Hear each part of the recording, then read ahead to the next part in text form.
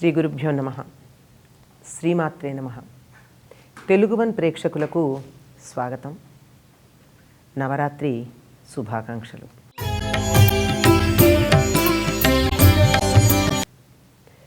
ఐదవ నాడు దుర్గగా జగదంబని ఆరాధించేటటువంటి వారు స్కందమాత అనే రూపంలో అమ్మవారిని విశుద్ధి చక్రమునందు న్యాసం చేసుకుని ఉపాసన చేస్తారు.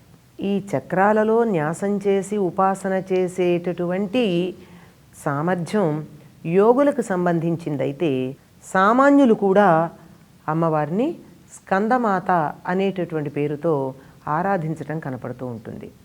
స్కందుడు అంటే కుమారస్వామి, దేవసేనాధ్యక్షుడు. స్కందమాత అంటే కుమారస్వామికి తల్లి అయినటువంటిది. అంటే మాతృస్వరూపిణిగా ఐదవ నాడు మనకి అమ్మవారు దర్శనమిస్తూ ఉంటుంది.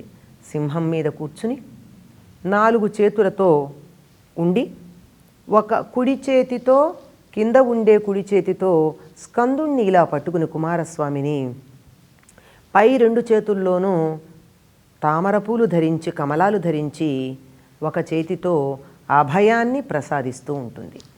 బిడ్డని తన ఒంట్లో కూర్చోబెట్టుకున్న తల్లి ఎంత మృదువుగా సౌమ్యంగా సుకుమారంగా సున్నితంగా ఉంటుందో అంత మృదువుగాను అంత సున్నితంగాను సుకుమారంగాను మనకి స్కందమాత కనపడుతూ ఉంటుంది. గమ్మత్తుగా ఈ స్థితులు గమనించండి. మొట్టమొదట బిడ్డగా జన్మించింది శైలపుత్రిగా, ఆ తరువాత చదువుకుంది బ్రహ్మచారిణిగా, అటుపైన తన శరీరంలో ఉన్న కాంతిని పెంచుకుంది చంద్రఘంటగా, కూష్మాండగా దుష్టశక్తుల్ని దరిదాపుల్లోకి రానియకుండా తన్ని తాను రక్షించుకుంది.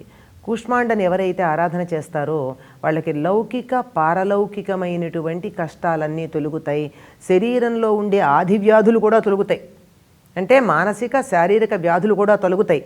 అటువంటి స్థితికి వచ్చిన తర్వాత ఏం జరిగింది? కళ్యాణం జరిగిందేమో, కుమారుడు జన్మించటం జరిగింది. అంటే ఒక బాలిక యొక్క ఎదుగుదలలో ఎటువంటి స్థితులు ఉంటాయో అవి కూడా మనకి నవదుర్గల రూపంలో చాలా చక్కగా తెలియచెప్తూ ఉన్నారు. ఈవిడ్ని ఏమని ప్రార్థిస్తారంటే సింహాసనగతా నిత్యం పద్మాశ్రిత కరద్వయ శుభదాస్తు సదాదేవి స్కందమాత యశస్విని. శుభదాస్తు సదాదేవి దేవి, ఈ దేవి ఎప్పుడూ కూడా శుభదాస్తు, ఎల్లప్పుడూ కూడా శుభాన్నే ఇస్తుంది. తన ఒంట్లో తన కుమారుణ్ణి పెట్టుకున్నటువంటి తల్లి యొక్క మనసులో మంచి ఆలోచనలు తప్ప వ్యతిరేకమైనటువంటి అననుకూలమైనటువంటి ఆలోచనలు ఉండే అవకాశమే లేదు కదా. ఈవిడ కూడా సింహం మీద కూర్చుని ఉంటుంది, 2 చేతుల్లో పద్మాలు ధరించి ఉంటుంది. ఈవిడ చతుర్భుజగా చెప్పబడుతూ ఉంది.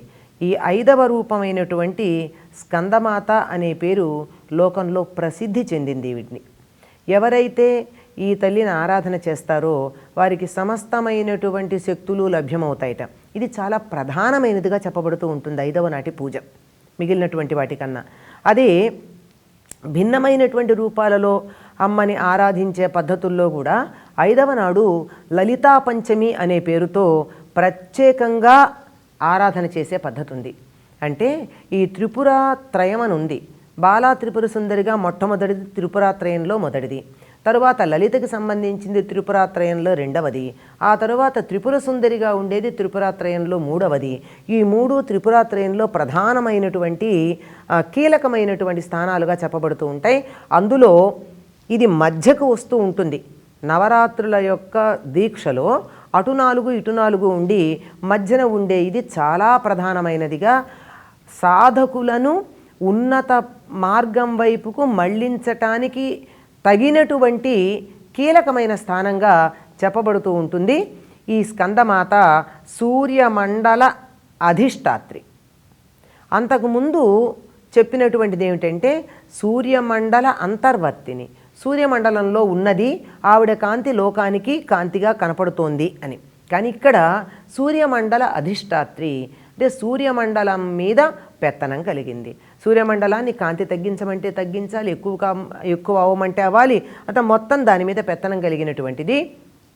ఈ తల్లి శరీరం యొక్క కాంతి సూర్యకాంతిలాగా మిలమిల దుర్నిరీక్షమై కనపడుతూ ఉంటుంది.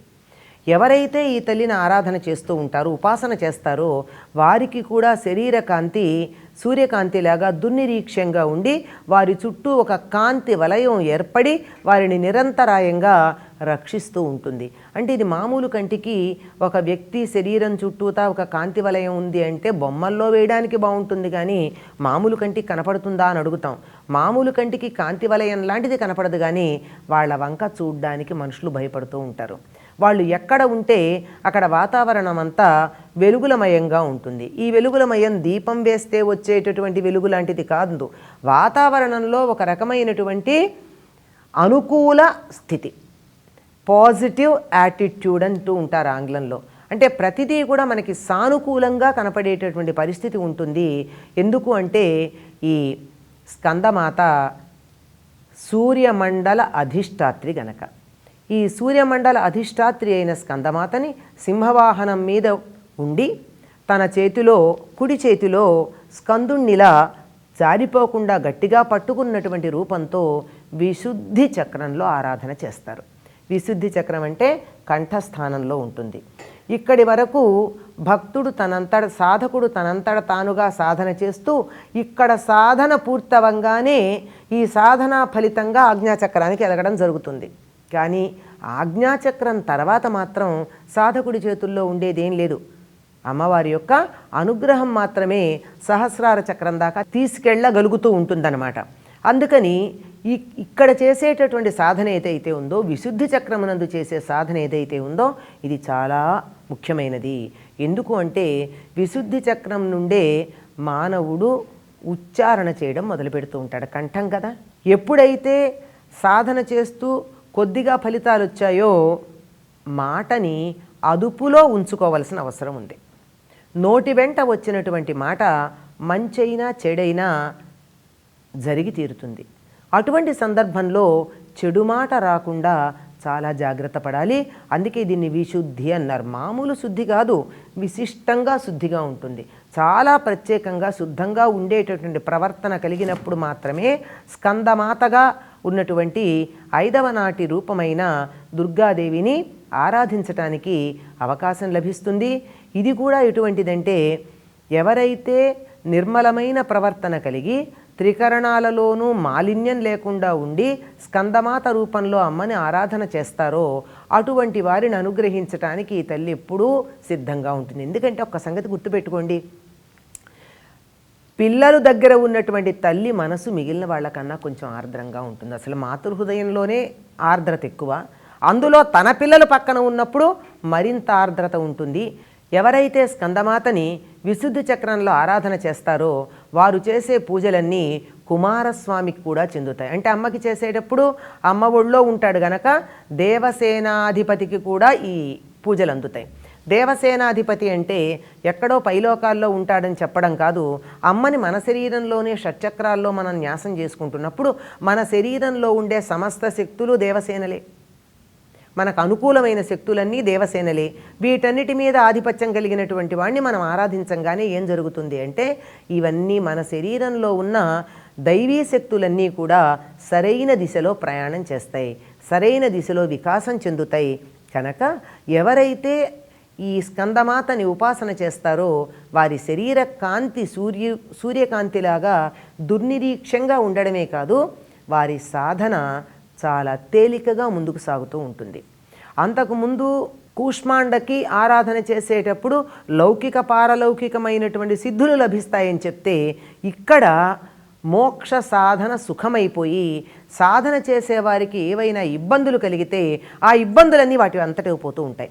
అంటే మనం అంటూ ఉంటాం, ఇదో మొదలుపెట్టామండి పూజ చేయడం, ఎన్ని విఘ్నాలో అని. ఇటువంటి విఘ్నాలు ఏవైతే ఉన్నాయో ముక్తి మార్గంలో ప్రయాణం చేయడానికి అవన్నీ తొలగుతాయిట. ఎవరైతే స్కందమాతను ఆరాధన చేస్తారో వాళ్ళకి మోక్షద్వార కవాటాలు తెరుచుకుని ఉంటాయిట. అంటే మనం 2 అడుగులు వేయడమే కానీ మన కోసం తలుపులు చక్కగా తెరిచి పెట్టబడి ఉంటాయి అని చెప్తారు.